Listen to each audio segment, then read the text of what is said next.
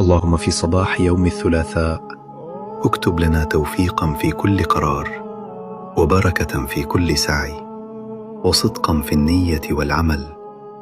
اللهم ارزقنا قوة نكمل بها، وصبرا لا يضعف، ونجاحا واضحا نشوف أثره. اللهم احفظنا من الخطأ، وابعد عنا الشر، وافتح لنا أبواب الخير كما تحب وترضى. اللهم في يوم الثلاثاء افتح لنا أبواب الرزق، ويسر لنا السعي، وبارك لنا في كل خطوة نخطوها. اللهم قو عزمنا، وسدد قراراتنا، واكتب لنا الخير حيث كان.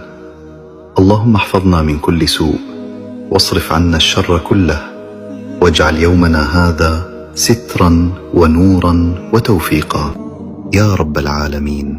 نور الله صباحكم بنوره، وأسعد يومكم بطاعته، وعطر قلوبكم بذكره وشكره، وبشركم بما يسركم، وكف عنكم ما يضركم، وثبت يقينكم، ورزقكم حلالا يكفيكم، وأبعد عنكم كل شيء يؤذيكم.